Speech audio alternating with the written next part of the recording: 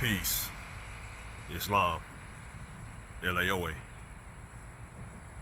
Sheekamauga Alamassee-El. Coming at y'all live. Deep down. Alamassee Arabian country.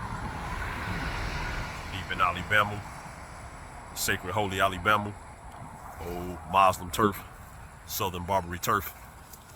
I'm talking about. Coming at y'all live from the old Moorish town of Sylacauga Alamassee-El. You know, it's kind of near the Coosa River, the old historic Coosa province. Again, you got to get back into knowing your names and places, your old jurisdictions, your old districts, your old state lines, your old borders. Again, you lost everything. You lost your orientation and sense of direction as Mississippian people when you started accepting all of the English rewritten boundaries, place names, directions, you know, numerical values and everything of that nature that had nothing to do with the old Moorish Barbary setup. You know what I'm saying? We are high science type of people. So we had our own higher science than this new English whole demonstration.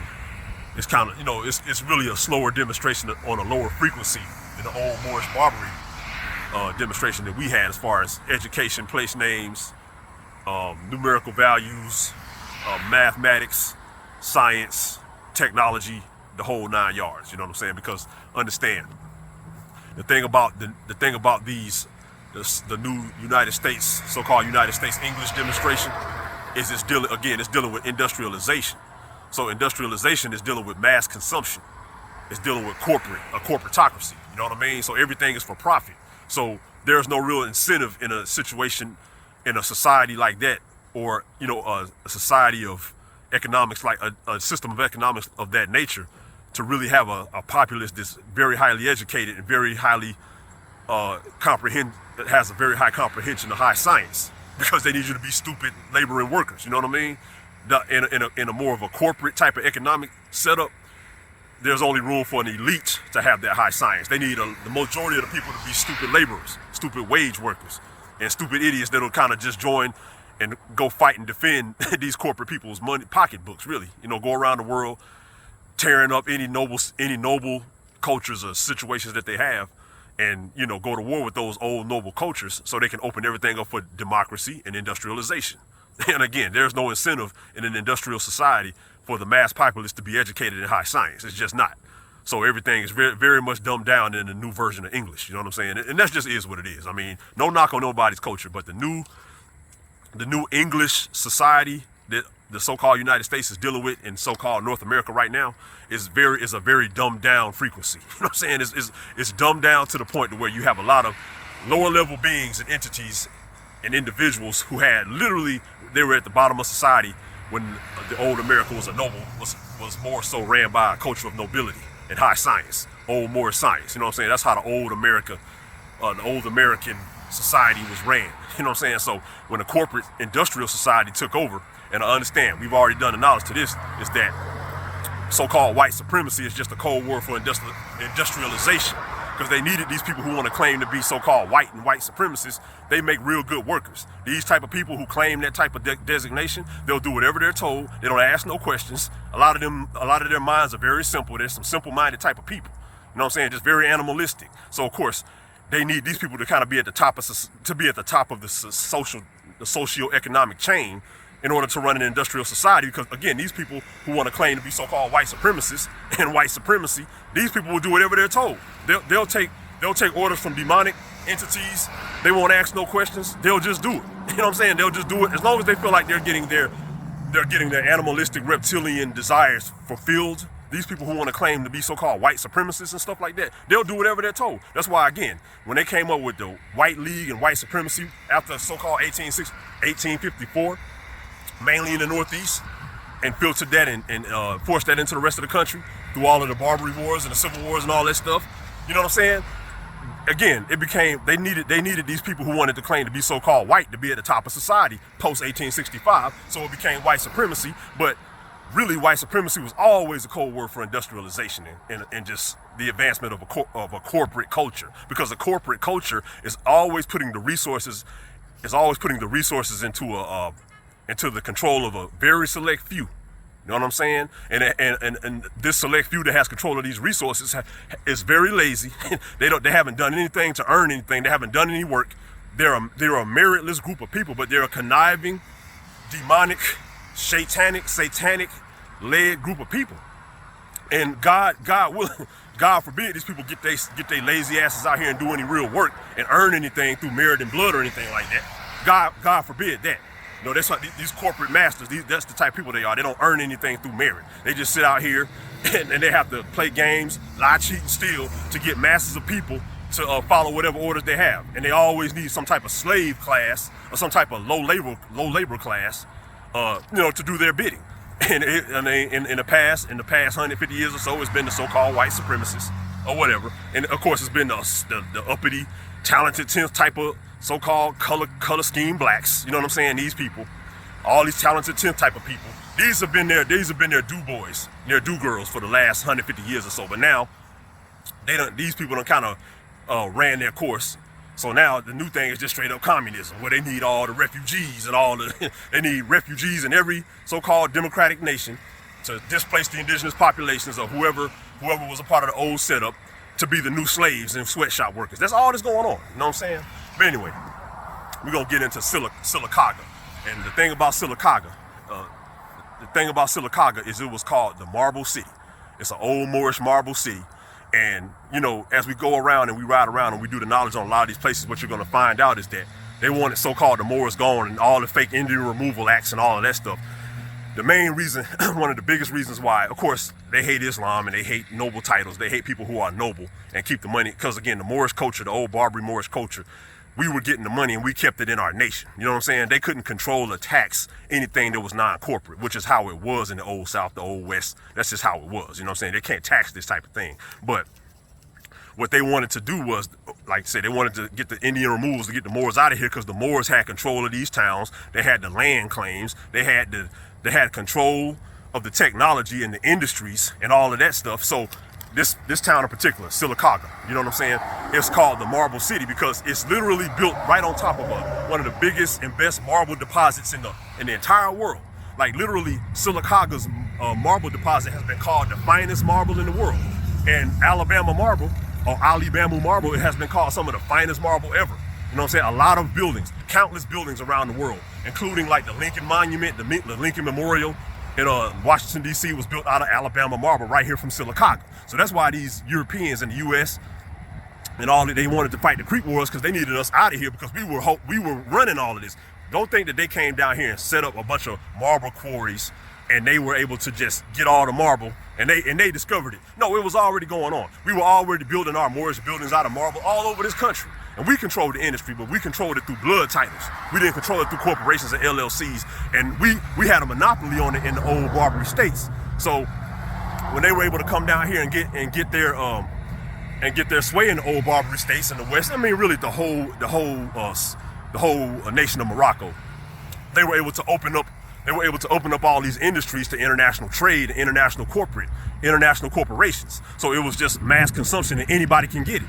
As long as a few corporate elites control everything, anybody can get it. As opposed to back in the day, if you wanted to get some marble from Sylacauga, some of that fine Alibamu marble, you had to be plugged. You know what I'm saying? You had to have connections, and you couldn't come certain places. That's how we used to lock down our old economy. You couldn't just come around us like that. That was a big reason why. It was about the blood and it was about the nobility, but it was also about the economics. We didn't need you clowns coming around learning our language because we was getting this money. You know what I'm saying? We had the marble deposits, we had the cotton, we had the tobacco, we had all that. So we don't want you lower level clowns coming around us being able to get access to all this stuff. You know what I'm saying? Like that's another reason why everybody hate the Moors, because we kept everything to ourselves. That's why they had to have a fake Spanish Inquisition. And they had to torture Moors to get them to tell anything. We didn't used to tell on ourselves like that because we was running there, because we was like Mafia dons. We was getting all the money. And we got all the money because we knew how to keep everything to ourselves. We knew how to keep quiet about things and keep everything on an elite level. You know what I'm saying? That's what a lot of you goofies have forgotten about. You know what I'm saying? Again, man, like, for real, y'all are lost without the moles, man. I mean, for real. But anyway, we're going to read this marker, and we're going to do the knowledge to the history of Sylacauga. And, we're just going to talk about mainly how This was an old town built on a huge marble deposit, and the Moors down here been getting money from this marble and all of these industries down here for a long time. So they needed the so-called Indian Removal Act to get the Moors up out of here so they could take over the industries. That's a big reason why. It's all economic. It always is.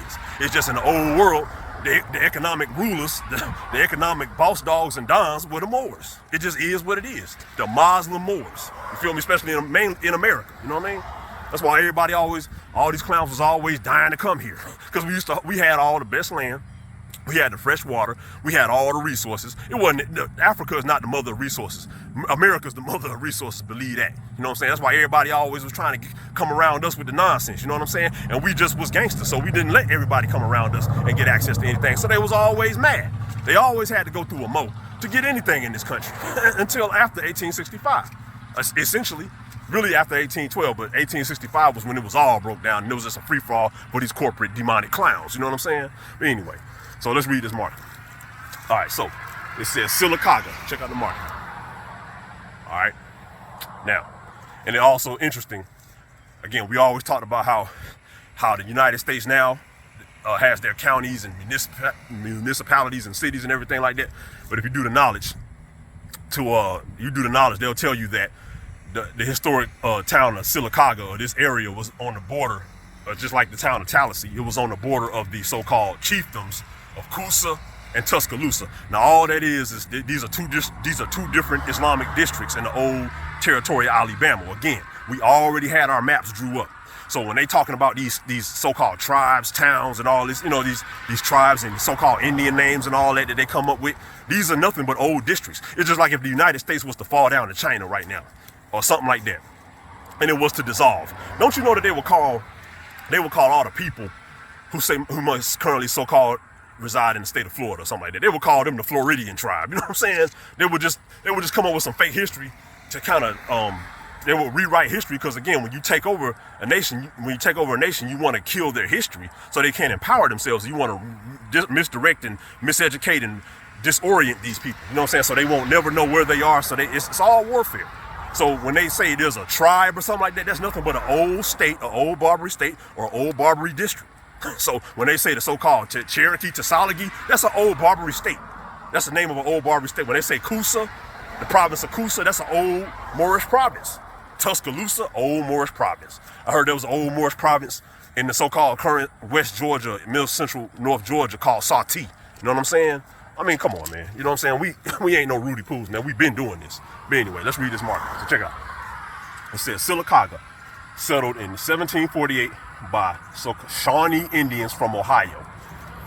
They joined the Creek Confederacy, fought against the U.S. in the War of 1812, and were moved west in 1836, okay? 1836, when they were allegedly moved west, okay? It was settled before 1836 by men who had fought in this area under Andrew Johnson, okay? Now, and we're gonna do the knowledge to the so-called Shawnee, you know what I'm saying, who they were, you know what I mean? Because again, the Shawnee is just an old Barbary state up in the Ohio, the West Pennsylvania, East Ohio area, you know what I'm saying? The Shawnee, Indiana, Ohio, that area, you know what I mean? And they was Muslims, they was niggas, you know what I'm saying? That's why they would come up, again, man. The American niggas or the Mississippians have always been going north to south. We always been traveling on these rivers. Just like now, as a southern nigga, you might have family up in Cleveland, Ohio. You know what I'm saying? You go visit them, they come down to visit you. They ain't nothing new under the sun. You might go to Chicago. Them niggas in Memphis may go to Chicago. You know what I'm saying? New Orleans may go to Chicago, Minneapolis, Kansas City, and come back down south. Man, we always been doing that. So when it says that the Shawnee Indians settled this town, we just been going back and forth, just based on for whatever reason, you know what I'm saying? So check it out. So now we just gonna talk about more of the history of Sylacauga, okay? It says in 1748, some refugee Shawnee set up the town of Sylacauga in 1748. That's what the old name of Sylacauga was, Sylacauga, okay? Now, this is some cool info right here. Now, this is how we've been telling y'all about how these English-speaking people do not know your history. So check it out. It says, in 1759, the so-called town of Sylacauga, or Sylacauga right now, was listed in French territorial records, okay? It says, in 1759, the town of Sylacauga was listed in French territorial records as having 50 Shawnee warriors. Now, let's do the knowledge on that right now. Because again, a lot of these clowns and fake so-called black scholars and all these goofies and aboriginals and dummies out here, they always want to go over history from an English perspective. It just said right here, the English-speaking people do not know the history of this place. So if you're trying to find this history in English, then you are a mentally retarded kindergartner. You know what I'm saying? There are no English records of anything going back past the 1830s or the early 1800s in any of these places, because they don't know. They weren't here like that, because the language English was not the language being spoken here. It was so-called French, so-called Spanish, so-called Latin, so-called Mozarabic or Paleo-Hebrew, whatever. These are all different languages that all of the real history here is cataloged in. So there is no English history in none of these places. So if you sitting here calling yourself a damn scholar, talking about some going off of these academics and these fake ass colleges and talking about some English history, bro, you was literally like a damn first grader to the real moles out here, because you don't know history, because you're not dealing with the language or any of the languages or any of the frequencies of the real history here. You don't know nothing. You know what I'm saying? You literally dealing with some kindergarten rewritten reconstruction history. So you literally are a mentally retarded minority. So any clown, fake black academic or anybody running up here using English history or any of this stuff with some fake back to Africa nonsense, talking about some damn plantation slavery that was all written in English. I mean, literally, if you a real Mo or anybody in the know, take off your belt next time you run into one of these people and just, I mean, put them up, put a dunce cap on them and whoop their ass. You know what I'm saying? Because they just nothing but children. They are literally children. If they're trying to catalog everything in fake English history, they are literally children, and they need to get an ass whooping with a belt. You know what I'm saying? Just like the moles used to do to all you clowns back in the day. That's why y'all don't like us now, because y'all used to get whooped in the Confederacy, man. Goofies and dummies who have the mind of children, you know what I'm saying? Speaking that fake English, that revisionist English, you will get whooped in the South. That's why your name is Toby, boy. You know what I'm saying? Like goofies, man. Anyway, so check it out. All right, so in this area right here, we already know about the Creek Wars of 1836. It said essentially in 1836, they said the so-called Indians got removed, but we already know 1836, the Barbary government was just essentially dissolved. So anybody who wanted to still be, deal with the Barbary habit and the Barbary law and all that, essentially you had to leave. You know what I'm saying? You had to go west. But most people stayed. That's why there's still the black belt. That's why I number niggas here now. You know what I'm saying? Most people stayed. The Barbary government was dissolved in this area, but it was still active west of the Mississippi River, and in certain towns and stuff like that. It never went nowhere. And even if it was officially dissolved, the customs and the culture stayed the same. Literally, it stayed the same up until 1865. So you will still see moles walking around here in this area after 1836. They didn't force all the nonsense until after 1865 with all them dirty Yankee missionaries and all the fake Christian re-education schools and all that stuff. That's when they forced this English fake history on us. You know what I'm saying? Niggas knew better before that. You feel me? All right, so they said the last so-called land sessions of Barbary land sessions or Creek land sessions was officially in 1836. So more blows to the fake slave narrative. If it was 1836, that literally only leaves 22 years for them to be running all these black slaves around here. And you really think that the Barbary Moors that was still armed to the teeth and still gangster down here was just about to get rounded up on some plantations? Man, they stayed right where they was at in their own cribs and their own houses. They still was doing the same nigga shit. Excuse my French, you know what I'm saying? So check it out. Okay, so Sylacauga was founded, it was officially so-called incorporated. That just means going under the trusteeship of the United States in 1838. You know what I'm saying? So it left Barbary jurisdiction and went straight to United States jurisdiction. And really, they said they founded the first post office here in 1838. And we all know a post office, when they incorporate and take over Moorish towns, they would establish a post office because that just gives them a little zone of so-called federal jurisdiction. So when they would be, according to all of these treaties, they could set up their little jurisdictions and they could run around those jurisdictions, they could run their citizens in because they got a post office. So according to the treaties, we weren't supposed to be bothering the so-called United States Christian citizens. So when they would set up a post office in one of our old towns, that would just give them the right to run their little people in here, and then you better not touch them. Again, we still would knock these people upside the head, but that would just keep the wars going and all that stuff, and that would give the so-called United States extraterritorial rights when they would set up a post office in an old Moorish town. That's just all it was, you know what I'm saying? I mean, it was a way for them to communicate, but it had more of a warfare type of effect, you know what I'm saying? Like an invasion type of effect, you know what I mean? Because that just gave them the rights to run their citizens in under the treaties and just impose whatever nonsense they wanted to impose and run and try to infiltrate a culture of industrialization into our old Moorish sectors, you know what I'm saying? So check it out. So now, interestingly enough, it says they established the first newspaper in 1887. So why would it take all the way? No, they incorporated this place in 1838, but they had to go. It wasn't until 1887 until they started an actual newspaper. So that means there was not that many settlers here until after 1865. And that means because all the so-called newspapers are written in English. So what language or whatever were they speaking here? It took all the way to the damn to the 1880s for them to get that set up. That means the Moors were still deep here, and these settlers did not get down here. These immigrant people did not get down here in large numbers until after the Civil War. You know what I'm saying? It's the so-called black belt, the Moorish belt. You know what I'm saying? Check it out. They say it's called the Marble City. So this is the Moorish Marble City, because again, this is some of the finest marble in the world. Alabama marble. Look it up. Alabama marble is some of the best in the world. And you a fool if you think the Europeans came here and started mining marble. We was always mining marble. You literally can find all type of old Moorish buildings all over America that's made of marble that's still standing. A lot of them they done knocked down, but there's a lot of old Moorish buildings that's made of straight marble. A lot of that marble came from right here in Alabama. Or Alibamu, you know what I'm saying? Alibamu marble, nigga. You know what I mean? So check it out. All right, so check it out. All right. Yeah. Again. Okay, so, and we're just gonna do the knowledge to the marble here, and then we're gonna go into just a quick story on the history of this place. So it said, again, this is called the Marble City. It's been the Sylacauga Marble has been referred to some of the finest marble in the world. Marble from Sylacauga, from this town. This is old Moorish town, and we already been getting that marble money from this place before the Europeans even thought about coming down here. You know what I'm saying? It said the marble from Sylacauga is on the Supreme Court building, the U.S. Supreme Court building. Literally made all the marble from Sylacauga.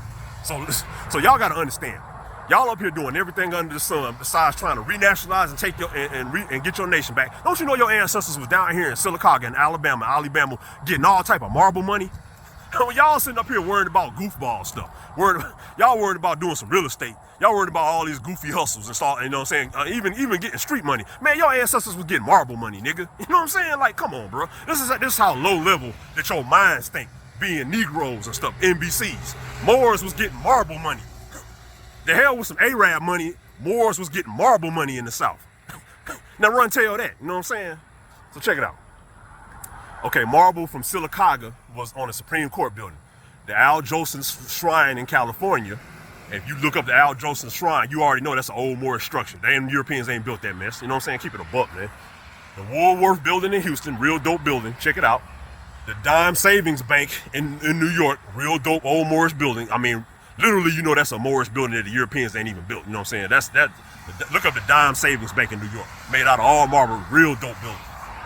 The Alabama Archives building, the Chicago Post Office, real dope building. I saw that growing up. You know what I'm saying? That building is dope, made out of Alabama marble. You know what I'm saying? The Chrysler Mausoleum, real dope structure. It's in I think that's in D.C. Okay. Now, the Europeans is funny. So they're going to sit up here talking about they said the first recorded discovery of, and this is just the English written record, the new English written record of anything, because none of this stuff, the French, the so-called French, the Latin speaking people already knew about this stuff, and it's already been well documented, you know what I'm saying? But the dumb, slow English people, they just found out about it in 1820, you know what I'm saying? So it said the first recorded discovery allegedly of marble was in 1820. By a man who fought with so-called Andrew Jackson. We already been talking about how Andrew Jackson came through Alabama, you know what I'm saying, with his army and with the sellouts who helped him come through here. Because again, this is the type of stuff that the red stick Muslims and the Moors and the rebel Moors was trying to protect. We was trying to keep our monopoly on marble and resources and stuff that we was getting money off of. You know what I'm saying? Even though it was noble, it was religious and all that, but we was getting so much bread. We was trying to protect our monopoly, because we knew that these clowns was gonna come here and industrialize and open everything up to savages. You know what I'm saying? People who ain't earned no right to have no access to none of this stuff was able to get access to it through industrialization and corporatocracy. You know what I'm saying? So that's what the Moors the Barbary Moors in the South was fighting against. We was trying to protect all our money. You feel me? Gold, all man, we was getting it. You know what I'm saying? So check it out. So the 1830s that they allegedly opened up quarries here in the 1830s, but we already know the quarries was already here and they just took them over under trusteeship of the so-called United States. And then it talks about, it says a lot about how a lot of different corporations transferred ownership of this place, just destroying the place, just draining the resources. You already know when these industries come in, they're just so greedy that they'll sit up here and just overmine and they'll overmine, they'll oversell, they'll do everything because these are greedy monsters. You know what I'm saying? These are greedy, disgusting, you know what I'm saying, reptilians. You know what I'm saying? They can never be satisfied because their satanic leader can never be satisfied. You know what I'm saying? It has to consume. You know what I mean? So that's why that's why the Muslims was fighting down here to keep these clowns up out of here. You feel me? Now, also it says that, of course, the Lincoln Memorial, it's countless buildings to name that a lot of the marble from here was able to, the buildings that this marble built from this Alabama marble. And again, for Mos, understand, your ancestors was getting marble money. You know what I'm saying? Like, that's how advanced, that's how we was doing it. Y'all talking about some dang on, y'all got all these names of getting money now. Bruh, none of y'all can even come close. We was getting that marble money in Alabama, in Alibamu. You know what I'm saying? Y'all ain't getting no marble money now. Y'all some goofies. You know what I'm saying? For real, man. Y'all are not on the level of the Mos. The Mos got marble money. Name some aboriginals and goofies that got marble money. Name one aboriginal that comes down. Name one aboriginal clown, a fake Pan-African clown that comes down and talks about marble cities and stuff like that. These people are like kindergarten preschoolers, you know what I'm saying, compared to the Mos, man. That's why they will have no rights. For real, man. All they're gonna get is put to hard labor when the Mos come. You know what I'm saying? When the Moorish train run over them, man. Just get down and lay down, man. Because you goofies are just, you're not even worth debating. You're not even worth talking to. Because you're just minorities and children. You know what I'm saying? Anyway. So now, we're just gonna talk about these Shawnee, these refugee Shawnee and how they got down here. And show how the old culture was really gang, you know what I'm saying? So check it out.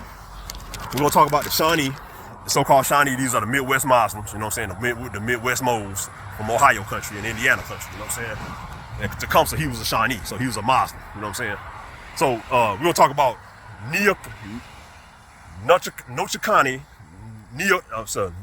Nochekani and Peter Cartier, okay? And Peter Cartier, he was this was around the time of the 1740s up in Ohio country, in West Pennsylvania, current states, you know what I'm saying? And Peter Cartier, he was allegedly he was mixed Shawnee and he was mixed French, so he was a nigga, you know what I'm saying? Because we already know the old Franks and the old French was they could have been light skinned, but they was some straight up niggas. And so, you know what I'm saying? That's just, it is what it is. You know what I mean? You might have had some real light skinned mixed looking French, but most of the so-called Franks and French that was over here in America, they was some niggas, man. That's just, we just got to get that up out the paint. You know what I'm saying? That's why literally when you go to so-called Louisiana now, and they saw this French Louisiana, but it ain't nothing but niggas down there and Cajun people and shit like that. That's just it's always been that way. You know what I mean? So now it says Cartier. Cartier was a mixed French and Shawnee. At the time in 1745, around that time, he was one of the most influential fur traders on the Allegheny. Now, you know the Allegheny is up in West Pennsylvania, that area, you know what I'm saying, like in Maryland and all that area, the Ohio Valley, in 1745. Now, they said around the time of 1745, Cartier was annoyed at the Pennsylvania colony, and he's a Shawnee, he rolling with the Shawnee, you know what I'm saying, but he a mixed man, you know what I'm saying, but he's a nigga, you know what I'm saying, let's keep it above. So Cartier was annoyed with the Pennsylvania colony for their failure to control the rum trade in Shawnee